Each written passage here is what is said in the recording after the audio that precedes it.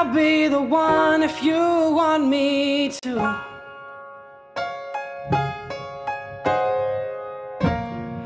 Anywhere I would have followed you.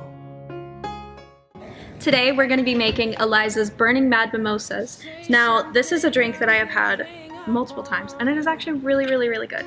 So what we're going to start off with is a big scoop of ice, a nice big scoop of ice, and then we're going to add some of melted Icarus wing, which is actually very tasty. And you're going to fill it to about there in your glass. And then after that you're going to take some blood, sweat, and tears, and we're going to go ahead and lean the glass on its side so that you get a really nice layer, and you're going to pour it down the side, on the side.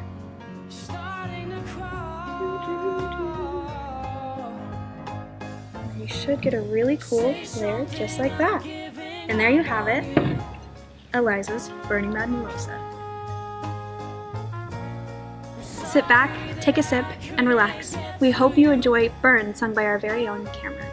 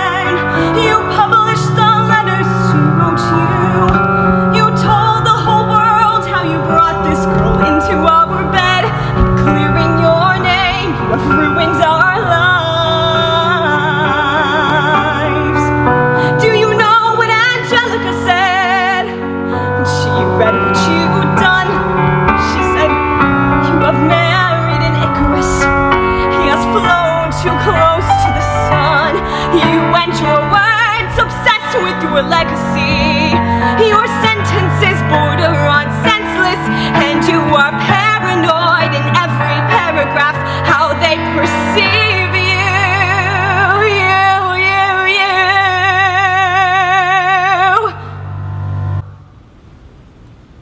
I'm erasing myself from the narrative. Let future historians wonder how Eliza reacted when you broke her heart. You have torn it all apart, I'm watching it burn.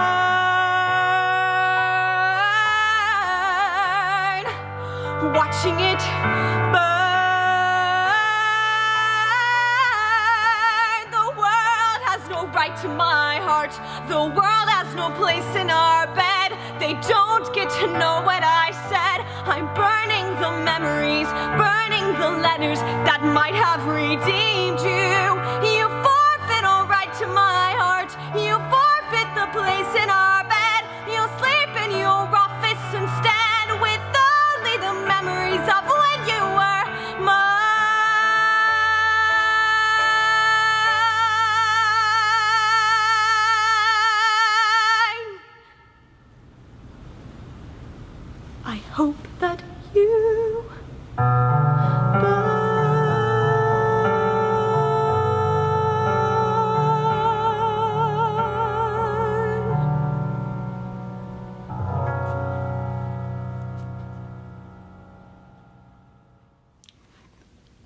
I love that song. I love that it's so raw, and you hear the pain and the grief in her words. It's just, there's a certain beauty to it. And so when you think about this idea of grief, it's one of those things that I know a lot of people in the church struggle with this idea that somehow that grief isn't being faithful, that it's wrong to feel sad and to struggle and to feel pain or any of those things. And we have that kind of that feeling, and we hear that from people, but I don't think it's helpful. I don't think it's true, and it frankly just isn't biblical. So in the Bible, there's actually a book called Lamentations. Lament means to weep, to wail. It is a book of people sharing their grief and their frustration. See, the people of Judah were struggling because Jerusalem had been destroyed in 586 BC. Nebuchadnezzar had sieged and laid waste to Jerusalem.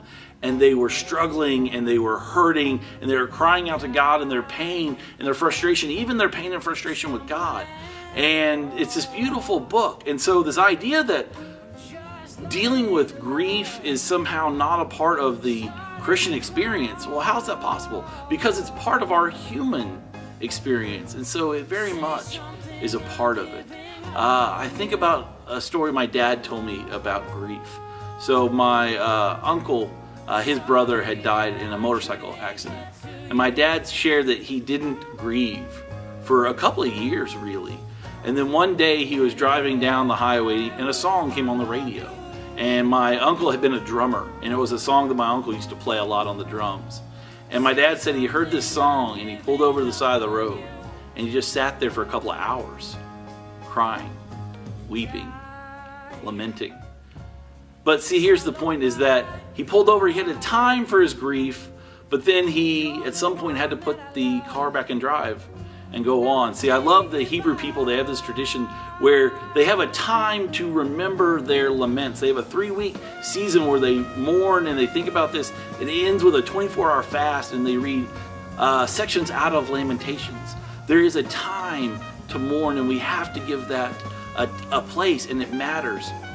But we have to also say we can't stay there forever, that we have to eventually put the car back in drive.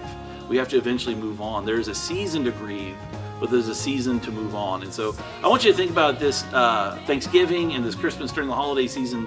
There will be those in our friends and our families, that our churches, our schools, people we know, they're struggling because they're grieving, because they're missing somebody. It is okay. And I would like to encourage you, if you're one of those, it is okay to grieve. Take a moment and acknowledge that. But again, at some point, there has to be a season for it, but then try to set that aside and move forward. If you are a friend or a family member, support them in that. Allow people to have that space, but then help them also to go out of that season. To celebrate our grieving sounds kind of weird, but we almost have to do that. We almost have to say, this is beautiful. You know, the words in the song and her rawness and that emotion, there's a beauty in that, because that is life. And so I want to encourage you during this holiday season, support people. If you're one of those people, support yourself, give yourself a little bit of permission. Just think about that life is full of all kinds of things, and grief is one of them. It is just a part of life. And so as you go forward this week, celebrate life in all of its facets, even grief. Even grief is a part of our beautiful gift of life.